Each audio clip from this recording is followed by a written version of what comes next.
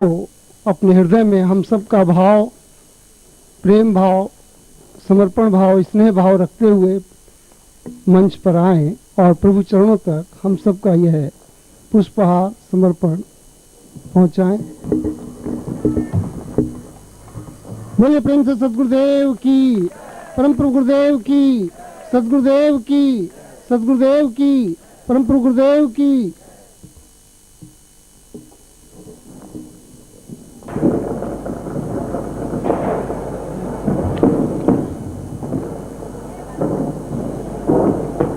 धीरं त्वमेवं लक्ष्मीर्वदेन्यं भवताप नित्यं देहं वशेषं स्वर्णोवतां स्वर्णप्रिया च लक्ष्मीं स्थापे वदन्यं गृहमेव नित्यं। दीपावली की इस महत्वपूर्ण रात्रि में, जो कि अपने आप में एक श्रेष्ठतम रात्रि है, तांत्रिकों के लिए भी और ग्रस्त व्यक्तियों के लिए भी इसलिए महत्वपूर्ण है कि जीवन का प्रत्येक क्षण अपनी एक विशेषता लिए हुए होता है और दीपावली की यह रात्रि भी अपने आप में एक विशेषता ली हुई होती है। जब तक हम किसी क्षण को समझ नहीं लेते, तब तक हम उस क्षण की महत्ता को भी नहीं एहसास कर सकते। जब भगवान राम और लक्ष्मण को विश्वामित्र धनुर्विद्या का ज्ञान दे रहे थे, तब उन्होंने उन दोनों बालकों को, उन दोनों राजपुत्रों को काल ज्ञान भी दिया और सबसे पहले उनको काल ज्ञान का चिंतन कराते हुए बताया कि धनुर्विद्या या जीवन में विजय प्राप्त करने की क्रिया तब तक संभव नहीं है जब तक तुम्हें काल का ज्ञान नहीं होगा, समय का ज्ञान नहीं होगा, क्षण का ज्ञान नहीं होगा, क्योंकि प्रत्येक क्षण अपने आप में एक अलग महत्व लिए हुए होता है। उसमें लक्ष्मण ने एक प्रश्न किया, तो केवल क्षणों के अवसर पर ही युद्ध किया जा सकता है? अगर क्षण विशेष नहीं हो तो युद्ध में विजय प्राप्त नहीं हो सकती? उनका हो तो सकती है, मगर अपने आप में अत्यंत कठिन और कठोर होती है। इसकी अपेक्षा यदि क्षण का ज्ञान हो, समय का ज्ञान हो, तो वह विजय अपने आप में पूर्ण साफल्यतादायक हो सकती है, हो जाती है। और उन्होंने जिस जगह सरयू के उस पार विश्वामित्र के आश्रम में, जब विश्वामित्र इस ज्ञान और काल ज्ञान का चिंतन स्पष्ट कर रहे थे, तब उन्होंने दीपावली की रात्रि को ही एक महत्वपूर्ण चिंतन दिया और लक्ष्मण को बताया कि लक्ष्मण, इसका वर्णन वाल्मीकि रामायण में स्पष्टता के साथ आया है। और मैं वाल्मीकि रामायण का उदाहरण इसलिए दे रहा हूं कि वाल्मीकि राम के समय में जीवित थे। वाल्मीकि ने जो कुछ देखा है वह लिखा है। जब सीता को वापस वनवास हुआ तो वाल्मीकि का आश्रम में रही। तुलसीदास तो आज से 300-400 साल पहले पैदा हुए। तुलसीदास ने तो जो कुछ सुना वो लिखा, वाल्मीकि ने जो कुछ देखा वह लिखा।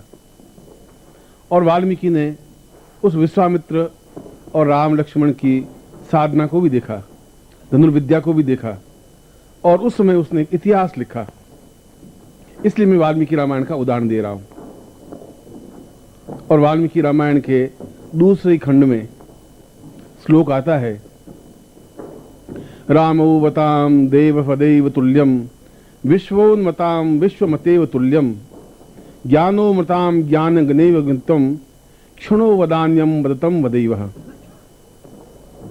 विश्वामित्र ने लक्ष्मण को धनुष पर बाण संधान करने के लिए कहा कि तुम अपने इस धनुष पर बाण चढ़ा दो, और जब मैं कहूं तब तुम इस ताड़ के जो ये 7 पेड़ हैं, इन ताड़ के 7 पेड़ों पर एक साथ बाण चला करके 7 पेड़ों को एक साथ बींद देना है, बांध देना है, वेद देना है और तुम तैयार हो जाओ।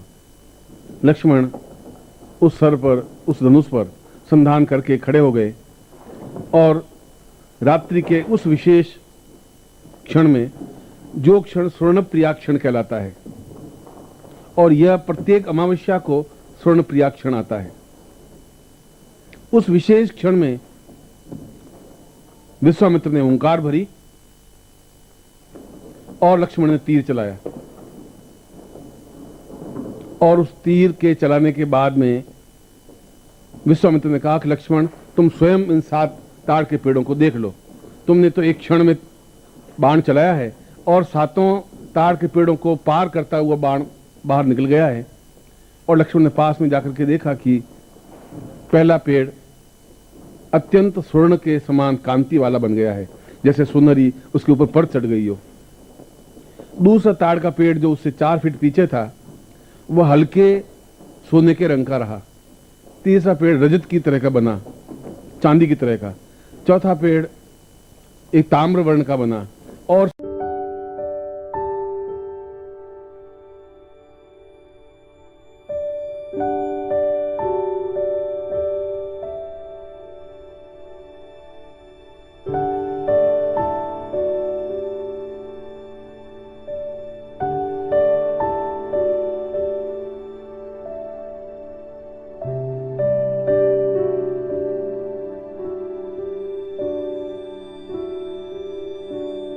सातवां पेड़ बिल्कुल वैसा ही ताड़ का पेड़ रहा जैसा था। उसने लक्ष्मण को पूछा कि लक्ष्मण, तुमने बाण छोड़ने में और बाण को 7 इस ताड़ के पेड़ों को पार करने में कितना समय लगा?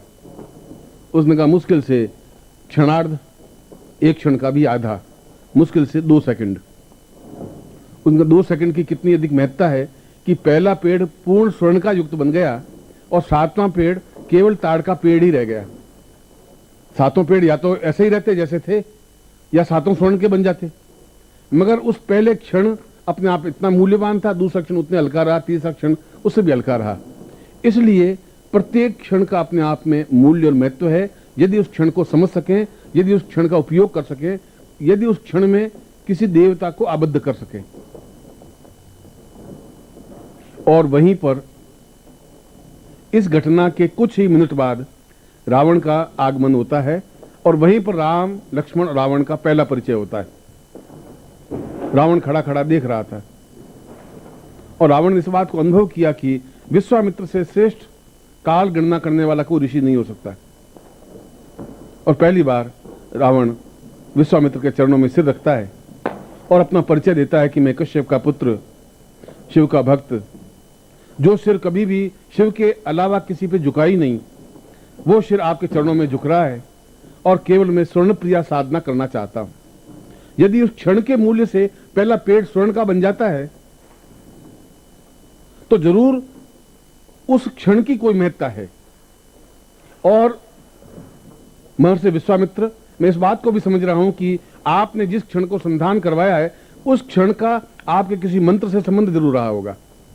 यह मैं तंत्र का ज्ञाता दशकंधर रावण आपके सामने निवेदन कर रहा हूं। ये सारी घटना विश्वामित्र संहिता में आई हुई, विश्वामित्र उसमें वाल्मीकि रामायण में आई हुई है। विश्वामित्र ने कहा कि तुम चतुर हो और तुमने इस बात को भांप लिया है कि जब लक्ष्मण संधान कर रहा था तब क्षण और उस समय मैं जो मंत्र का संधान कर रहा था, उन दोनों की टकराहट से ये पहला स्वर्ण बना, पहला ताड़ का पेड़ स्वर्ण बना। तो इसलिए कि उस मंत्र और क्षण दोनों का आपस में संबंध बना।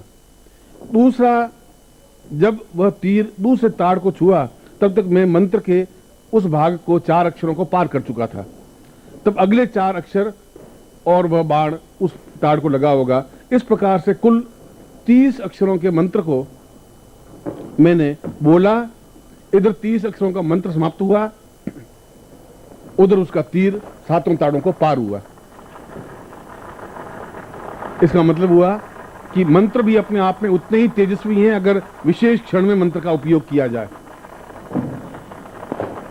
और आपने लंका में देखा होगा कि लंका में आज भी बौद्धों के विहार तो बहुत हैं, बौद्ध मंदिर बहुत हैं, क्योंकि वहाँ सारा कोलंबो बौद्धों से भरा हुआ है। मगर जो लंका है, लंका के प्रवेश द्वार पर एक ही मंदिर है, विश्वामित्र मंदिर। विश्वामित्र नहीं, वो विश्वामित्र को विश्वामेत कहते हैं। और उस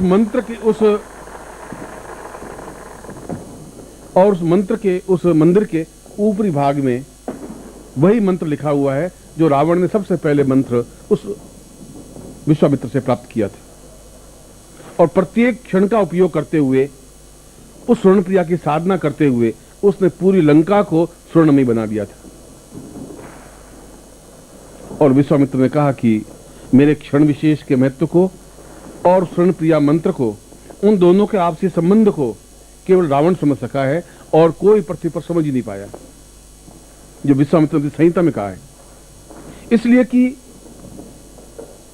तीर अपने आप में जितना अचूक होता है, मंत्र भी अपने आप में उतना ही अचूक होता है, यदि मंत्र को सही ढंग से प्रतिपादित किया जाए, क्षण विशेष में उसका उपयोग किया जाए।